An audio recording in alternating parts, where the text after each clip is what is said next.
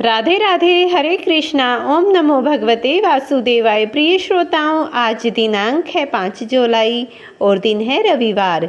आज मैं आपको सुनाने वाली हूँ आषाढ़ मास महात्म का 6ठा अध्याय। और इस अध्याय को सुनने के बाद अंत में आप सुनेंगे नित्य नेमित सीता माता की कथा। अब आप सुनिए श्री नारद और श्री कृष्ण भगवान जी की वार्तालाप का प्रसंग। कि हे महाप्रज्ञ नारद, वाल्मीकि ऋषि ने जो परम अद्भुत चरित्र का दृढ़ बंधता राजा से कहा, उस चरित्र को अब आगे सुनो ध्यान से। मित्र नारायण नारद के प्रति जो शुभ वचन बोले वह आप विस्तार पूर्वक हमसे कहिए। तब ऋषि गणों के पूछने पर श्री सूत जी महाराज बोले, हे ऋषियों, नारद ने प्रति जो सुंदर वचन कहे वह जैसे भी मैंने सुने हैं वैसे ही विस्तार पूर्वक कहता हूँ। अब सभी सावधान होकर सुनिए। हे नारद, पहले भगवान श्री कृष्ण ने युधिष्ठिर से कहा, वो मैं तुमसे कहता हूँ, सुनो। एक समय धार्मिक राजा अज्ञात शत्रु युधिष्ठिर छल प्रिय धृतराष्ट्र के दुष्ट पुत्रों द्वारा द्रथ कीड़ा में हार गए। सबके देखते ही देखते अग्नि से उत्पन्न हुए धर्म प्राणन्य द्रौपदी के बालों को पकड़कर दुष्ट दुर्शासन ने खींचा। बाल पकड़कर खींचने के बाद वह द्रौपदी के वस्त्र उतारने लगा। तब भगवान श्री कृष्ण ने द्रौपदी की रक्षा की। उसके बाद पांडव राज्य को त्याग कर कमयज्ञ वन में चले गए। वहां अत्यंत कलेश से भरे हुए वे वन के फलों को खाकर अपना जीवन बिताने लगे। जैसे ही जंगली हाथियों के शरीर में बाल पकड़े रहते हैं, उसी प्रकार पांडवों के शरीर में भी बाल हो गए थे। इस प्रकार दुखी पांडवों को देखने के लिए भगवान देवकी सुत मुनियों के साथ कमयज्ञ वन में गए। उन भगवान को देखकर मृत शरीर में पुनः प्राण आ जाने की तरह युधिष्ठिर, भीमसेन, अर्जुन आदि प्रेम विवल होकर सहसा उठ खड़े हुए और बड़े मन से बड़ी प्रसन्नता से श्री कृष्ण के गले मिले और भगवान श्री कृष्ण के चरण कमलों में भक्ति पूर्वक नमस्कार करने लगे। द्रौपदी ने भी धीरे धीरे वहां आकर आलस्य रहित होकर भगवान को शीघ्र ही नमस्कार किया। उन दुखी पांडवों को मृग की खाल के वस्त्र को पहने देख और पूरे शरीर में धूल लगी हुई, रूखा शरीर, चारों तरफ बाल बिखरे हुए, द्रौपदी को भी उसी प्रकार दुर्बल शरीर वाली और दुखों से घिरे हुए उनको देखा। इस तरह दुखी पांडवों को देखकर भगवान कृष्ण बड़े दुखी हुए। भक्त वत्सल भगवान धृतराष्ट्र के पुत्रों को जला देने की इच्छा से उन पर क्रोधित हो गए।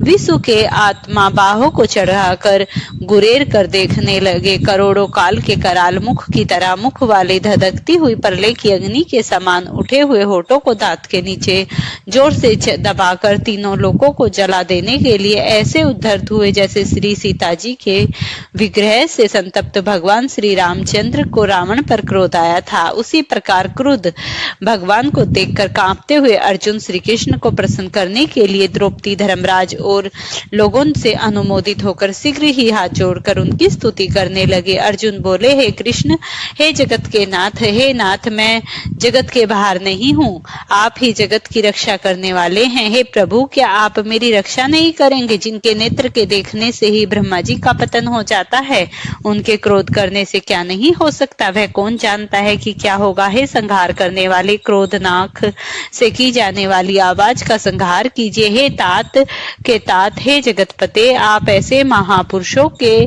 क्रोध से संसार का प्रलय हो जाता है। संपूर्ण तत्वों को जानने वाले, सर्व वस्तुओं के कारणों के कारक, वेद और वेदांग के बीच के प्रति आपको साक्षात कृष्ण हैं और मैं आपकी वंदना करता हूँ। आप ईश्वर हैं, इस चराचर संसार को उत्पन्न किया है, सर्व मंगल के मांगल्य हैं और आप ही संतान के बीज रूप हैं। इसीलिए एक के अपराध से आपके द्वारा बनाए समस्त विश्व का आप नाश कैसे करेंगे?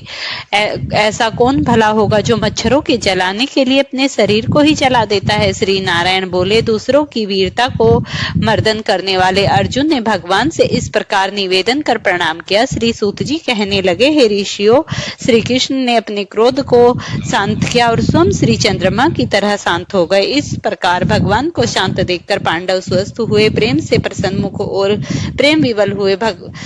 सभी ने भगवान को प्रणाम किया और फिर जंगली कंदमूल फल आदि से उनकी पूजा की।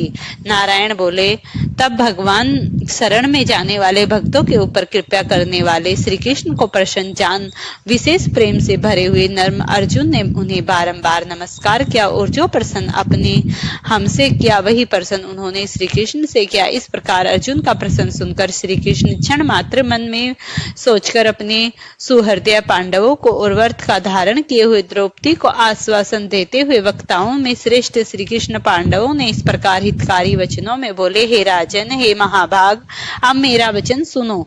आपने यह प्रश्न अपूर्व किया, इसका उत्तर देने में मुझे उत्साह नहीं हो रहा। इस प्रश्न का उत्तर तो गुप्त ही है, ऋषियों को भी इसी का पता नहीं।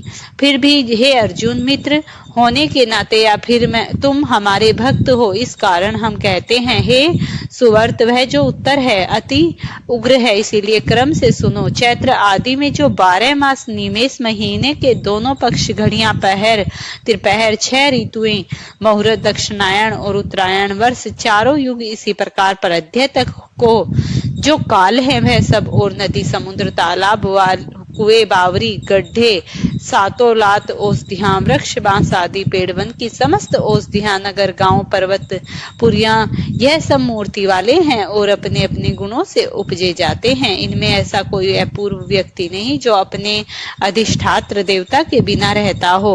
अपने पन अधिकार में पूजे जाने वाले यह सभी फल को देने वाले हों। अपने अपने अधिष्ठात्र देवता के योग्य के महात्म से यह सब सौभाग्यवान है। हे पांडुनंदन, एक समय अधिमास उत्पन्न हुआ। उस उत्पन्न हुए असहाय निंदित मास को सब लोग बोले कि यह मलमास सूर्य की संक्रांति से रहित है, इसीलिए पूजने योग्य नहीं है। यह मास मूल रूप से होने में छूने योग्य भी नहीं है और सभी शुभ कर्मों में अग्राही है। इसी प्रकार के वचनों को लोगों के मुख से सुनकर यह मास निरुद्योग, प्रभा रहित, दुख से घिरा हुआ और अति खिन्न मन, चिंता से ग्रस्त मन होकर व्यथित हृदय से मरने के समान हो गया। फिर वह धैर्य धारण कर मेरी शरण में आया। हे नर, वैकुंठ भवन में जहाँ मैं रहता था वहां पहुंचा और मेरे घर में आकर मुझे परम पुरुषोत्तम को इसने देखा और उस अमूल्य रत्नों से जटिल स्वर्ण के सिंहासन पर बैठाकर मुझको देखकर ये धरती पर साष्टांग दंडवत कर हाथ जोड़ नेत्रों से बारंबार आंसुओं की धारा बहता हुआ धैर्य धारण कर खड़ी हुई गदगद वाणी से बोला, श्री सूत जी महाराज ऋषियों को बताते हुए कहने लगे कि इस प्रकार महामुनि बद्रिकानाथ कथा कहकर मौन हो गए। तब भगवान के मुख से कथा सुन भक्तों के ऊपर दया करने वाले नारद मुनि बोले। नारद मुनि ने नारायण नारायण इस प्रकार अपनी पूर्ण कला से विराजमान भगवान विष्णु के निर्मल भवन में जाकर भक्ति द्वारा मिलने वाले जगत के पापों को दूर करने वाले योगियों को भी शीघ्र न मिलने वाले जगत को अभयदान देने वाले ब्रह्मा रूप मुकुंद जहाँ पर थे चरण कमलों की छाया में अधिमास में कहा था। तब नारायण भगवान ने देवऋषि नारद को मलमास द्वारा कही जो बातें बताई वह सब आप अगले अध्याय में सुनिए। ब्रह्मा जी कीर्तन पुरुषार्थ स्तुति। श्री ब्रह्मा जी बोले, वेद शास्त्र विज्ञान और कर्मों के निधि हैं, उन्हें ओंकार प्रतिपाद परमेश्वर का मेरा बार बार नमस्कार है। समस्त विद्याओं को धारण करने वाले वाणीपति भगवान को प्रणाम है। अचैतन्य एवं सर्वज्ञ धर्मज्ञ नित्य बारंबार प्रणाम है। महाभाऊ अधोक्षता आप निराकार का यज्ञ स्वरूप है, आप ही सामूर्तियम सदा सर्व रूपधारी हैं। हे अचैतन्य, आप सर्व ज्ञान में हैं, आपके सबके हृदय में ज्ञान रूप में विराजमान है। देवादिदेव, आप मुझे इस प्रकार ज्ञान दीजिए कि मैं आपको बारंबार प्रणाम करूं। इति श्री नरसिंह ब्रह्मा पुरुषोत्तम स्तुति। इससे पहले के अध्यायों में जाना था कि सौनकादि 88,000 ऋषियों को पूजित होने के बाद सुखदेव जी जब आसन पर विराजमान हो गए तब उसके बाद कुछ भी उनका वृतांत नहीं हुआ। सौनकादि आदि 88,000 ऋषियों के पूछने पर सूत जी बोले, राजा परीक्षित के पूछने पर भगवान सुख द्वारा कथित परम पुण्यप्रद श्रीमद् भागवत सुखदेव जी के प्रसाद से सुनकर और उनके बाद राजा का मोक्ष भी देखकर यहाँ यज्ञ करने का तत्पर ब्राह्मणों को देखने के लिए मैं आया हूँ और यहाँ यज्ञ की दीक्षा लिए ब्राह्मणों को दर्शन कर मैं कृतार्थ हो गया। तब ऋषि बोले, हे साधु, अन्य विषयों की बातों को त्याग कर भगवान कृष्ण द्रौपायन की कृपा से उनके मुख से जो कुछ भी आपने सुना है वह अपूर्व विषय के। तब सूत जी कहने लगे, हे महाभाग, संसार में जिससे परे कोई सार नहीं। ऐसे मन को पवित्र करने वाले और जो सुधा में अधिकता रहित कर हैं, ऐसी पुण्य कथा हम लोगों को सुनाइए। तब जी बोले, श्री सूत जी ने कहा, विलोम अर्थात ब्राह्मण के चारु अर्थात खीर में क्षत्रिय का चरु मिल जाने से उत्पन्न होने पर भी मैं धन्य हूँ। जो पुरुष श्रेष्ठ मुझसे पूछ रहे हैं, भगवान व्यास जी के मुख से मैंने जो कुछ सुना है वह कथार्थ कथा कहता हूँ। सभी ध्यान पूर्वक सुनिए। एक समय नारद मुनि नर नारायण जी के आश्रम में गए, जो आश्रम तपस्वियों, सिद्धों तथा देवताओं से भी युक्त था और वैर, हवेड़ा, आंवला, बेल, आम, केथ, जामुन, कदम आदि और भी अनेक वृक्षों से सुशोभित था। भगवान विष्णु के चरणों से निकली हुई पवित्र गंगा और अलकनंदा भी वहां से बह रही थी। ऐसे नर नारायण भगवान के स्थान पर श्री नारद मुनि ने जाकर उन पार ब्रह्म नारायण को मन साधन चिंतन में लगा रहा, जिसके जितेंद्रिय, काम, क्रोध आदि छह शत्रुओं को जीत लेने वाला है। अत्यंत प्रभा जिनके शरीर से चमक रही थी, ऐसे देवताओं के भी देव तपस्वी नारायण को साष्टांग दंडवत प्रणाम करो और हाथ में हाथ जोड़कर नारद जी उस मुनि व्यापक प्रभु की स्तुति करने लगे। नारद जी इस प्रकार बोले, हे देवादिदेव, हे जगन्नाथ, हे कृता सागर सतपते, आप सत्यवर्त हो, त्रिसत्य हो, आत्मा हो और सत्य संभव हो। हे सत्य योनि, आपको नमस्कार है। मैं आपको शरण में आया हूँ। आप जो भी संपूर्ण प्राणियों की शिक्षा के लिए और सर्वदा की स्थापना के लिए यहाँ पर आप तपस्या न करें तो जैसे कलयुग में एक पाप करने से सारी पृथ्वी डूबती है, वैसे ही एक पुण्य करने वाली पृथ्वी तर जाती है। इसमें तनिक भी संदेह नहीं है। पहले सतयुग आदि में जैसे एक पाप करता था तो सभी पापी हो जाया करते थे, ऐसी स्थिति हटाकर कलयुग में केवल कर्ता ही पापों से लिप्त होता है। यह तो आपके तप की ही स्थिति है। हे महाभाग, कलयुग में जितने प्राणी हैं सभी विषयों में आसक्त हैं। जिनका मन स्त्री, पुरुष, पुत्र, घर में लगा है, ऐसे प्राणियों का हित करने वाला जो भी है वह मेरा थोड़ा सा कल्याण करे, ऐसा विषय विचार कर भगवान कहने लगे, हे योग्य, मुख से सुनने की जो मेरी इच्छा थी, मैं पार ब्रह्म लोक से आया हूँ और आप पर बड़ा उपकार है। हे विष्णु प्रिय, ऐसे वेदों में वर्णित इसीलिए लोपोपकार के लिए कथा का सार इस प्रकार सुनाइए, जिसके मात्र से मोक्ष प्रदान हो जाता है। इस प्रकार देव ऋषि नारद के वचन सुनकर भगवान ऋषि आनंदित से खिलखिला उठे और फिर भुवन को पवित्र करने वाली पुण्य कथा और पुण्यमता को आरंभ कर दिया। श्री नारायण बोले, हे नारद, गोपी की स्त्रियों के मुख कमल के भ्रमर रास के रसिक के आरंभ वृंदावन बिहारी, ब्रज के पति आदि पुरुष भगवान की पुण्य कथा को कहता हूँ। जो निर्मेश मात्र से समय में जगत को उत्पन्न करने वाला है, उसके कर्मों को वत्स इस पृथ्वी पर भला कौन वर्णन कर सकता है। हे नारद मुनि, आप भी भगवान के चरित्र का सारा सार जानते हैं और उनकी वाणी को भी जानते हैं। प्रेम से बोलिए पुरुषोत्तम मास की जय हो। ताल पर जाकर बैठ जाओ, वहां औरतें पानी भरने आती हैं, उन्हें तुम अपनी कथा सुना देना। सीता माता कुएं की पाल पर जाकर बैठ जाती है। एक स्त्री आई, उसने रेशम की जरी साड़ी पहन रखी थी और सोने का घड़ा ले रखा था। सीता माता उसे देखकर कहती है, बहन, मेरा 12 वर्ष का नित्य नेम सुन लो। वह स्त्री बोली कि मैं तुम्हारा नित्य नेम सुनूंगी तो मुझे घर जाने में देर हो जाएगी और मेरी सास मुझसे लड़ेगी। उसने कहानी नहीं सुनी और वह ऐसे ही चली गई। उसकी रेशम जरी की साड़ी पट गई, सोने का घड़ा मिट्टी के घड़े में बदल गया। सास ने देखा तो पूछा कि यह किस दोस्त को अपने सर लेकर आई है। बहू ने कहा कि कुएं पर एक औरत बैठी थी, उसने कहानी सुनने के लिए कहा, लेकिन मैंने उसकी कहानी नहीं सुनी। उसी का यह परिणाम हुआ। बहू की बात सुनकर अगले दिन वही साड़ी और घड़ा लेकर सास कुएं की पाल पर गई। सास को वही माता सीता बैठी मिली और माता सीता ने कहा, बहन, मेरी कहानी सुन ले। सास बोली कि एक बार छोड़, मैं तो 4 बार कहानी सुन लूंगी। राम आए लखन आए, देश के पुजारी आए, नित नेम का नेम लाए, राम आओ बैठो राम, तपी रसोई जियो राम, माखन मिश्री खाओ राम, दूध बतासे पायो राम, सूत के पल को माठो राम, साल दुसाला पाठो राम, साल दुसाला ओढ़ो राम, जब बोलूं तब राम ही राम, राम सवारे सबके काम, खाली घर भंडार बड़े भरेंगे, सबका बेड़ा पार करेंगे, जय श्री राम जय श्री राम। सास बोली कि बहन कहानी तो बहुत अच्छी लगी। कहानी सुनकर सास चली गई और उसकी साड़ी फिर से जरी की बन गई, मिट्टी का घड़ा फिर से सोने के घड़े में बदल गया।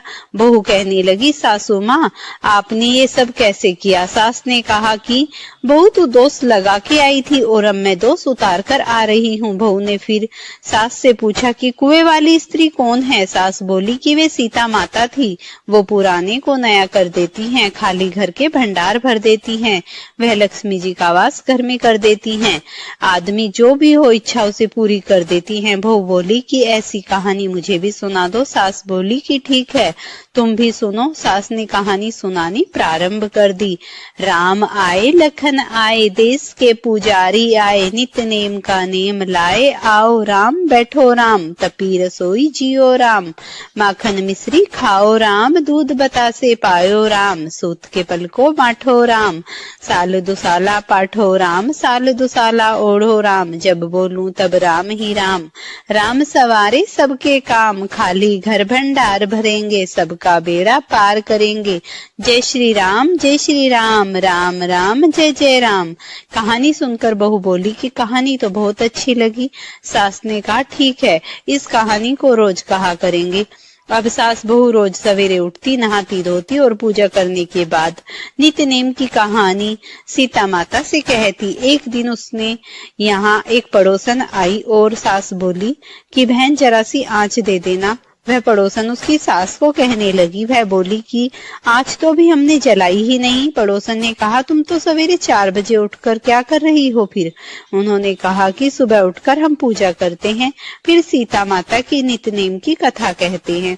पड़ोसन ने उसकी बात सुनकर फिर कहा कि सीता माता की कहानी कहने से तुम्हें क्या मिला? वो बोली कि इनकी कहानी कहने से घर में भंडार भर गए, सारे काम सिद्ध हो गए, मन की इच्छा पूरी हो गई। पड़ोसन कहती है फिर तो ठीक है बहन, इस कथा को मैं भी कहूंगी। वह बोली ठीक है, तुम भी इस कहानी को सुन लो। सास कहानी सुनाने लगी। आए राम लखन आए, देश के पुजारी आए, नित्य नेम का नेम लाओ, आओ राम बैठो राम, तपी रसोई जियो राम, माखन मिश्री खाओ राम, दूध बतासे पायो राम, सूत के पल को माठो राम, साल दुसाला पाठो राम, साल दुसाला ओढ़ो राम, जब बोलूं तब राम ही राम, राम सवारे सबके काम, खाली घर भंडार भरेंगे, सबका बेड़ा पार करेंगे, जय सिया राम जय सिया राम जय जय राम। सारी कहानी सुनने के बाद पड़ोसन कहने लगी बहन कहानी तो बहुत अच्छी लगी। अब वह पड़ोसन भी नित्य नेम सीता माता की कहानी कहने लगी। कहानी कहने से सीता माता ने पड़ोसन के घर में भी भंडार भर दिए। हे सीता माता, जैसे आपने उनके घर में भंडार भरे वैसे भी आप हमारे घर के भंडार भरना।